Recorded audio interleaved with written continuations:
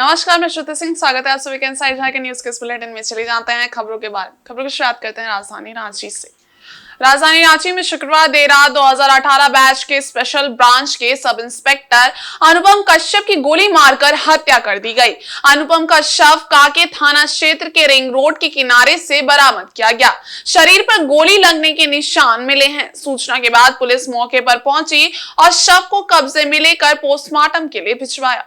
दरोगा की हत्या की सूचना मिलते ही पुलिस महकमे में हड़कंप मच गया। पुलिस तत्काल एक्टिव मोड में आ गई और अपराधियों की पहचान और गिरफ्तारी के लिए प्रयास शुरू कर दिया। मामले की जानकारी मिलते ही IG special branch Prabhat Kumar, DIG Ranchi Anup Birthare, SSP Ranchi Chandan Kumar Sinha सहित कई अधिकारी रिम्स के ट्रामा सेंटर पहुंचे और जायजा लिया। पुलिस ने शव कब्जे में लेकर पोस्टमार्टम के लिए रिम्स भेज दिया और मामले की जांच में जुट गई है। दरोगा की हत्या को लेकर अभी तक ये स्पष्ट नहीं हो पाया है कि हत्या किस विवाद को लेकर की गई। इस मामले पर रांची एसएसपी ने कहा कि अनुपम अपने कुछ साथियों के साथ एक लाइन होटल में खाना खाने गए थे। खाना खाने के बाद सभी कार से दूसरी दिशा में चले गए, जबकि अनुपम अपनी बाइक से निकल गए। इसी बीच किसी ने उन्हें गोली मार दी। इस घटना की जांच के लिए एसआईटी का गठन किया गया है। इस गठन के त्वरित उद्भेदन के लिए गहन प्रयास जारी है। स्पेशल ब्रांच मुख्यालय में 2018 बैच का सब इंस्पेक्टर है अनुपम कश्यप, जिसकी हत्या हुई है अपराधियों के द्वारा, गोली मारकर हत्या हुई है। ये 10 लोग एक लाइन होटल में खाना खाने गए थे और खाना खाने के बाद 9 लोग एक डायरेक्शन में गए। ये 10वां आदमी जो है बाइक से दूसरी दिशा में गया। वह क्यों गया, इसके पीछे क्या राज है और उस डायरेक्शन में जाने का क्या कारण है और हत्या क्यों हुई, इसके बारे में एसआईटी गठन किया गया है। एसआईटी में रूरल एसपी हेड हैं और लगभग 8 थाना प्रभारी और इसके अलावा कई सब इंस्पेक्टर और टेक्निकल सेल के बंदे हैं। एफएसएल की टीम को बुलाया गया है। एसआईटी की टीम को टास्क बांटा गया है। सभी लोग अपना अपना काम आरंभ कर दिए हैं। हम लोग उद्भेदन के लिए गहन प्रयास कर रहे हैं। इधर स्पेशल ब्रांच के सब इंस्पेक्टर अनुपम कश्यप की हत्या की जानकारी मिलते ही भारतीय जनता पार्टी के प्रदेश अध्यक्ष और पूर्व मुख्यमंत्री बाबूलाल मरांडी रांची के रिम्स ट्रामा सेंटर में पहुंचे और मृतक के परिजनों से मुलाकात की। बाबूलाल मरांडी ने कहा कि दुखद घटना है, अपराधी बेखौफ हैं। स्पेशल ब्रांच के दरोगा को अपराधी मार दे रहे हैं। जल्द से जल्द अपराधी पकड़ा जाना चाहिए। उन्होंने राज्य की कानून व्यवस्था पर भी सवाल उठाए और कहा कि अपराधी वर्तमान सत्ता में बेखौफ होकर घूम रहे हैं। हुई है स्पेशल ब्रांच के दरोगा है। मैं कहूँगा कि घटना एकदम दुखद है और मुझे लगता है कि जिस प्रकार से अपराधी ने बेखौफ होकर के अपराध किया और वो भी स्पेशल ब्रांच के जवान को मारा है, तो हमें लगता है कि तत्परता के साथ बिना विलंब की अपराधी को पकड़ना और बहुत कठिन नहीं है, क्योंकि तकनीक के सहारे ही उसको आज पकड़ा जा सकता है। जिस प्रकार से भी लोग बताया कि अपने दोस्त के साथ गए थे, लोग खाना पीना करके लौट रहे थे और जहाँ जाना था वहाँ नहीं पहुँच पाए, कोई दूसरे रास्ता में शायद आगे बढ़ गए। तो इस प्रकार की जब घटनाएँ होती हैं तो फिर किसने कोई बुलाया होगा, उसके जो मोबाइल है, फिर जहाँ घटना हुई है उस आसपास के जो उस समय के जो मोबाइल लोकेशन जिस किसी का भी रहा, तो इन सारी चीज़ों को वो जांच करेगी तो मुझे लगता है कि 2 दिन 3 दिन भी नहीं लगेगा समय और अपराधी पकड़ गया है। सर, प्रदेश में लगातार आपराधिक घटनाएं बढ़ी। कल इधर झारखंड विधानसभा का मॉनसून सत्र स्थगित हो जाने के बाद मुख्यमंत्री हेमंत सोरेन ने शुक्रवार को मीडिया से बात की। मुख्यमंत्री ने बार बार झारखंड दौरे पर आ रहे असम के सीएम हेमंत बिश्व शर्मा पर तंज कसा और अन्य मुद्दों पर भी बात की। सीएम हेमंत सोरेन ने कहा कि हमें असम में रह रहे अपनी झारखंडी भाई बहनों की चिंता है, इसलिए हमने सहायता राशि भी उपलब्ध कराई है। पता नहीं उन्हें क्यों अपने राज्य असम के लोगों की चिंता नहीं है। सीएम हेमंत सोरेन ने कहा कि बार बार राज्य में भाजपा क्यों उनका विचरण करा रही है, इसका जवाब भाजपा ही दे सकती है। असम को ना देख करके झारखंड को देख रहे हैं। पता नहीं, उनसे भी पूछा जाए कि भाई बाढ़ में उन्होंने कितने दौरा किए हैं बाढ़ पीड़ित क्षेत्रों में। हमें तो उस राज्य में हमारे झारखंडी भाई लोग बड़े तादाद में हैं, उनकी भी चिंता है। इस आशा पर हमने उनको सहायता राशि भी उपलब्ध कराया। लेकिन मुझे जहाँ तक लगता है कि वो अपनी राज्य से ज्यादा चिंता उनको अब इस राज्य की हो गई है। पता नहीं, ये तो भारतीय जनता पार्टी की अपनी परंपरा है कि उनको इस राज्य में किस उद्देश्य से यहाँ पर विचरण कराया जा रहा है। लेकिन कोई बात नहीं, उनका अपना एजेंडा है और हम लोग अपने एजेंडे में काम करें।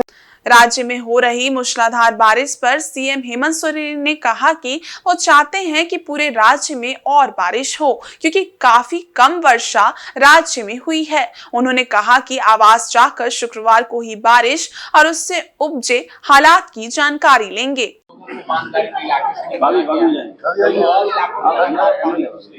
कुछ आपने दिशा निर्देश दिया है, क्या कुछ करना है, कैसे करना है? देखिए, बारिश हो रही है, हम तो बहुत उम्मीद आशा कर रहे थे कि और बारिश हो।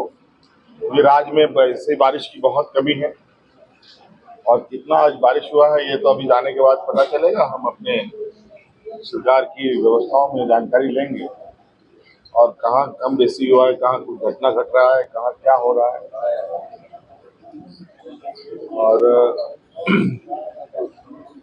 और मुझे जानकारी है कि शायद अभी 1-2 दिन 3 दिन और भी बारिश होगी। सीएम हेमंत सोरेन ने कहा कि हम पहले भी कह चुके हैं कि सरकार 5 साल चलेगी और आने वाले समय में भी हम लोग सत्र की अगुवाई करेंगे। उन्होंने कहा कि हम सिर्फ भाजपा को एक राजनीतिक प्रतिद्वंदी के रूप में देखते हैं। राज्य के सभी 24 जिलों में भाजपा का दफ्तर किस जमीन पर बना है इसका भी पता चल जाएगा। ये आखिरी सत्र है, 4 विधेयक भी आए हैं सर। आप लोगों के पास कोई नोटिफिकेशन है क्या? फिर ये सवाल डेवलप कहाँ से होता है?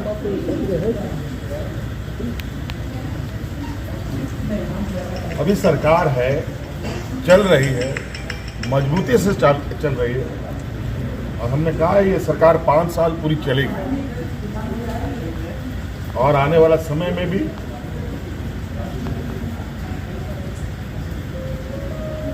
हम लोग सत्र का अगुवाई करेंगे,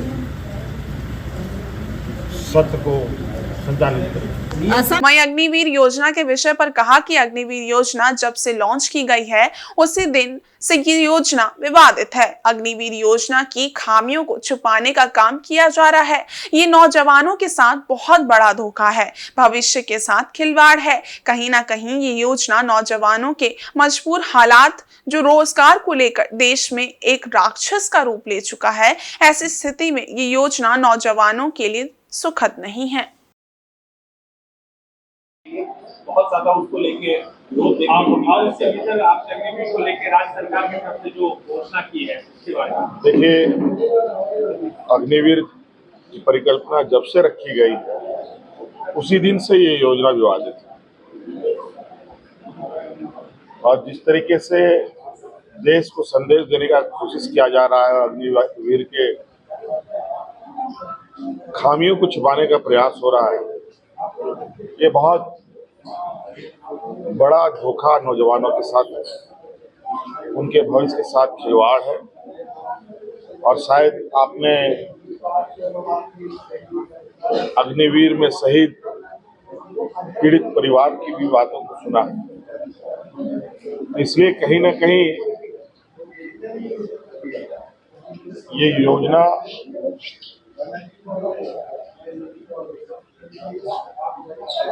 नौजवानों की मजबूर हालात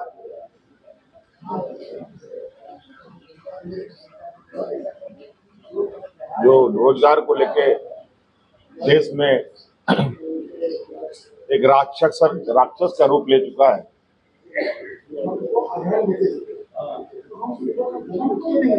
ऐसी स्थिति में ये योजना निश्चित रूप से नौजवानों के लिए बहुत सुखद नहीं है। वहीं चक्रधरपुर रेल मंडल के बड़ा बम्बू में हुई मुंबई मेल ट्रेन दुर्घटना को लेकर चल रही जांच के दूसरे दिन शुक्रवार को कुल 44 रेल कर्मचारियों से पूछताछ की गई है। कमिश्नर ऑफ रेलवे सेफ्टी ने हादसे की सटीक जांच के लिए रेलवे के 5 अलग अलग विभागों के कुल 44 रेल कर्मचारियों से देर रात तक पूछताछ की।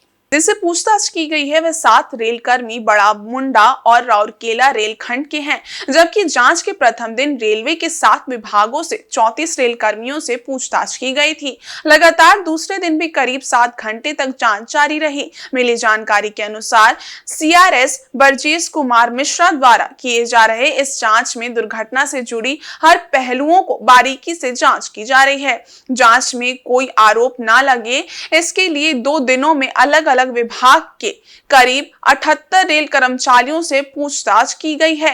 CRS को इस पूछताछ में क्या पता चला है और रेल हादसे में किसकी लापरवाही सामने आई है, इसका खुलासा नहीं किया गया है। पूछताछ की जानकारी बिल्कुल गोपनीय रखी जा रही है। इधर चक्रधरपुर रेल मंडल में इंजीनियरिंग विभाग में कार्यरत 2 कर्मचारियों को सस्पेंड कर दिया गया है। जानकारी मिली है कि दोनों कर्मचारी मुंबई मेल हादसा के बाद मंगलवार को घटनास्थल पर बचाव राहत कार्य में जुटे हुए थे। इसी दौरान इंजीनियरिंग विभाग के एक रेलवे अधिकारी से बहस करने के मामले में दोनों रेलकर्मी को सस्पेंड किया गया है। सस्पेंड किए गए रेलकर्मियों में EBS शेख मोहम्मद हनीफ और ट्रैक मेंटेनर निताई चंद्र अधिकारी शामिल हैं। दोनों को सस्पेंड कर दिए जाने से मंडल में चर्चा का बाजार गर्म है। और विश्व हिंदू परिषद की इकाई बजरंग दल का 35 सदस्यीय जत्था बाबा बूढ़ा अमरनाथ यात्रा के लिए 5 अगस्त को रवाना होगा। वर्ष 2004 से शुरू की गई ये यात्रा निरंतर जारी है। जत्थे में 25 महिलाएं समेत 10 पुरुष शामिल हैं। ये जत्था जलियांवाला बाग ट्रेन से कूच करेगा। 2004 में आतंकवादियों द्वारा अमरनाथ मंदिर में हमला किया गया था, पर मंदिर में एक जरा सी भी आंच नहीं आई। डरे सहमे भक्त मंदिर का दर्शन करने नहीं जा पा रहे थे। तभी मुंबई में हुए एक अधिवेशन के दौरान विश्व हिंदू परिषद और बजरंग दल के द्वारा अमरनाथ यात्रा की शुरुआत की गई थी। तब से लेकर अब तक देश के कोने कोने से बजरंग दल के सदस्य यात्रा में जा रहे हैं। इसी क्रम में 5 अगस्त को जमशेदपुर से 25 महिलाओं और 10 पुरुष कुल मिलाकर 35 बजरंग दल के सदस्यों का जत्था जलियांवाला बाग ट्रेन से यात्रा के लिए कूच करेगा। इस दौरान उनके द्वारा अन्य तीर्थ स्थलों का भी भ्रमण किया जाएगा, जिसकी जानकारी अरुण सिंह ने दी। बजरंग दल के नेतृत्व में पूरे देश से बूढ़ा अमरनाथ का यात्रा निकलता है। तो सबसे पहले मैं ये बताना चाहता हूँ कि 2004 से ये यात्रा क्यों निकली। 2002 में एक घटना घटती है बूढ़ा अमरनाथ यात्रा मंदिर पे आतंकवादियों के द्वारा वहाँ मिसाइल छोड़े जाते हैं। आज भी वो मिसाइल के जो गोले हैं और मिसाइल के जो पार्ट्स हैं वहाँ अभी भी पड़े हुए हैं। एक भी मिसाइल जो गोला दागा गया था, एक भी गोला फूटा नहीं और मंदिर कहीं से भी ध्वस्त नहीं हुआ। उसके बाद जो लोग वहाँ जाया करते थे डर से जाना बंद कर दिया। तो 2004 में यह निर्णय बम्बई के अधिवेशन में निर्णय लिया गया कि बजरंग दल जो है ये यात्रा निकालेगी और 2004 में ही बजरंग दल के नेतृत्व में हजारों लोग बूढ़ा अमरनाथ यात्रा गए और तब से लेके आज तक बजरंग दल के नेतृत्व में यात्रा निकल रही है। इसी क्रम में आज जो प्रेस कॉन्फ्रेंस बुलाई गई है, यहाँ से 35 लोगों की टीम 5 अगस्त को जलियांवाला बाग जो ट्रेन यहाँ से जाती है उससे यहाँ की यात्रा निकलने वाली है, जिसका नेतृत्व बबली सोनम और आदित्य वर्मा जो मेरे अगल बगल बैठे खड़े हैं, इन लोगों के नेतृत्व में ये यात्रा यहाँ से निकलेगी। 35 लोगों की जो टीम है जाएगी और वहाँ जलियांवाला बाग भी जाएगी, अटारी बॉर्डर जाएंगे हम लोग, वहाँ से फिर हम लोग जम्मू कश्मीर जाएंगे, वहाँ से अमरनाथ यात्रा करेंगे, वैष्णो देवी जाएंगे। इस तरह से जो है स्वर्ण मंदिर जाएगा। तो पूरी ये यात्रा जो है पूर्ण करके यहाँ वापस आना। दक्षिण पूर्व रेलवे के चक्रधरपुर रेल मंडल अंतर्गत बड़ा बम्बू राजखरसावा रेलवे स्टेशन के बीच हुई मुंबई मेल हादसे को लेकर रेलवे की ओर से मामला दर्ज कराया गया है। बड़ा bamboo station master DV Shekhar ने सरायकेला खरसावां जिले के आमदा OP में अज्ञात के विरुद्ध प्राथमिकी दर्ज करवाई है। लिखित शिकायत मिलने के बाद आमदा थाना प्रभारी अविनाश कुमार ने मामला दर्ज कर लिया है। बता दें कि Badabambo station master DV Shekhar ने लिखित शिकायत में कहा है कि 30 जुलाई 2024 की अहले सुबह करीब 3:40 पर ट्रेन संख्या 12810 हावड़ा मुंबई मेल और एक मालगाड़ी की आपस में टक्कर हो गई। इस दुर्घटना में 2 यात्रियों की मौत हो गई जबकि कई यात्री घायल हो गए। ये घटनाक्रम राजखरसावा और बड़ा बांबू रेलवे स्टेशनों के बीच किलोमीटर संख्या 298/21 पर हुआ है। हावड़ा मुंबई मेल ट्रेन मालगाड़ी के डिब्बों से टकरा गई, जिससे करीब 20 डिब्बे पटरी से उतर गए। घटना के तुरंत बाद अपने उच्च अधिकारियों को इस बात की सूचना दे दी गई। घटना की सूचना मिलते ही रेलवे के अधिकारी मौके पर पहुंचे और राहत एवं बचाव कार्य शुरू किया गया। घायलों को चक्रधरपुर के रेलवे अस्पताल में भेजकर उनका इलाज करवाया जा रहा है। उन्होंने बताया कि घटना के समय ऑन ड्यूटी स्टेशन मास्टर के रूप में जयराम माडी तैनात थे, जिन्होंने घटना की सूचना मिलते ही तत्काल स्टेशन डायरी में मामला दर्ज कर चक्रधरपुर रेल मंडल के वरीय पदाधिकारी को इसकी जानकारी दी। इसके बाद अधिकारी घटनास्थल पर पहुंचे और राहत व बचाव कार्य में जुट गए। रेलवे ने दुर्घटना के कारणों की गहन जांच शुरू कर दी है। स्टेशन मास्टर ने थाना प्रभारी से रेलवे में दुर्घटना के कारणों की गहन जांच शुरू कर दी है। उन्होंने थाना प्रभारी से निवेदन करते हुए कहा है कि इस मामले की उचित जांच पड़ताल की जाए। लिखित शिकायत मिलने के बाद जीआरपी थाना में भारतीय न्याय संहिता बीएनएस की धारा 106 के तहत धारा 125 एवं गलत तरीके से ड्राइविंग कर जान लेने और धारा 125B लापरवाही से परिचालन कर किसी को मारने के तहत मामला दर्ज किया गया है। इधर झारखंड के डीजीपी अनुराग गुप्ता शनिवार सुबह रांची समरनालय स्थित एसएसपी ऑफिस पहुंचे हैं, जहां उन्होंने पुलिस अधिकारियों और जिले के सभी थानेदारों के साथ बैठक की। इस समीक्षा बैठक से पूर्व डीजीपी रिम्स पहुंचे, जहां स्पेशल ब्रांच के दरोगा की हुई हत्या मामले के बारे में पदाधिकारियों से जानकारी ली। बता दें कि शुक्रवार रात कांके थाना क्षेत्र में स्पेशल ब्रांच के दरोगा अनुपम कश्यप की अपराधियों ने गोली मारकर हत्या कर दी थी। उनका शव शनिवार सुबह रिंग रोड के किनारे मिला था। फिलहाल मेडिकल बोर्ड गठन कर रिम्स में मृतक अनुपम कश्यप के शव का पोस्टमार्टम किया जा रहा है। रिम्स से लौटने के बाद डीजीपी अनुराग गुप्ता सीधे एसएसपी कार्यालय पहुंचे। समरनालय के सभागार में उन्होंने जिले के सभी पुलिस अधिकारियों से कहा कि राजधानी रांची में पदस्थापित सभी पुलिस अधिकारी अपनी कार्यशैली सुधार लें। अगर वो अपनी कार्यशैली नहीं सुधारते हैं तो उन्हें हटाया जाएगा। बता दें कि डीजीपी बनने के बाद पहली बार अनुराग गुप्ता एसएसपी ऑफिस पहुंचे थे। उनके आने के बाद पुलिस महकमे में खलबली मच गई है। उन्होंने समरनालय में पुलिस पदाधिकारियों के साथ बैठक भी की। इस बैठक में आईजी, डीआईजी, एसपी, डीएसपी समेत कई पुलिस पदाधिकारीगण मौजूद थे। इस दौरान मृतक पुलिस दरोगा के लिए 2 मिनट का मौन भी रखा गया। आपको बता दें कि राजधानी रांची में लगातार बड़ी अपराध की घटनाएं घट रही हैं। ऐसा लग रहा है कि पुलिस का कंट्रोल भी खत्म हो गया है। बीते दिन सुखदेव नगर थाना क्षेत्र में अधिवक्ता गोपाल कृष्ण की अपराधियों ने चाकू मारकर हत्या कर दी थी। इधर राजधानी रांची समेत पूरे झारखंड में गुरुवार की रात से लगातार बारिश होने के कारण हर तरफ पानी का सैलाब है। निचले इलाकों में जल जमाव की समस्या से आम और खास हर कोई जूझ रहा है। कुछ जगहों पर बाढ़ सा नजारा देखने को मिल रहा है। इसके लिए पहली बार राहत एवं बचाव के लिए एनडीआरएफ को उतरना पड़ा। रांची में पिछले 48 घंटे की बारिश ने निचले इलाकों को जलमग्न कर दिया है। कई घर पानी में डूब गए हैं। कई अपार्टमेंट की पार्किंग में घुसा बारिश का पानी प्रवेश कर गया है। पार्किंग में रखे वाहन पानी में डूब गए हैं। बारिश के कारण शुक्रवार को सदर थाना क्षेत्र के दीपाटोली रोड नंबर 5 स्थित मोहल्ले में बाढ़ की स्थिति उत्पन्न हो गई थी। जानकारी के अनुसार 50 से अधिक घरों में पानी घुस गया था, जिस कारण 100 से अधिक लोग फंसे हुए थे। पानी में फंसे लोगों को एनडीआरएफ की टीम ने रेस्क्यू कर निकाला। इधर मुख्यमंत्री हेमंत सोरेन ने तेज हवा और बारिश की संभावना को देखते हुए 3 अगस्त को सभी सरकारी और निजी विद्यालयों को बंद रखने का निर्देश दिया है। लगातार बारिश के कारण शहरी क्षेत्र के मुख्य पथों से लेकर गली मोहल्ले जलमग्न हो गए हैं। कई अपार्टमेंटों के बेसमेंट में पानी भर गया। 4 पहिया वाहन डूब गए। सड़कों पर घुटनों तक पानी भर गया। बारिश के कारण शनिवार को रांची की रफ्तार थम सी गई। इधर पूर्वी सिंहभूम जिले के मुसाबनी में सहायता संस्कृति संघ ने कवि गुरु रविंद्रनाथ टैगोर की पुण्यतिथि धूमधाम से मनाने का निर्णय लिया है।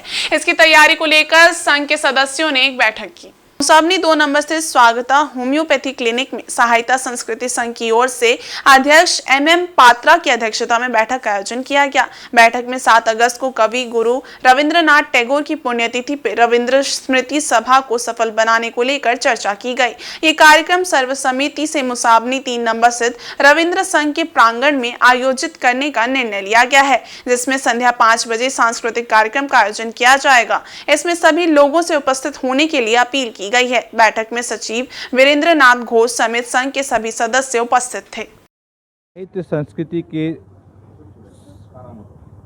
तत्वावधान में हम लोग हर साल रविंद्र जयंती और रविंद्रनाथ टैगोर के पुण्यतिथि पर कुछ प्रोग्राम करते हैं और इस सोच को ही एक फाइनल रूप देने के लिए आज शाम 5 बजे हम लोग इकट्ठा हुआ साहित्य संस्कृति संघ का एक जरूरी मीटिंग। यहाँ एक डिसीजन लिया गया कि 7 अगस्त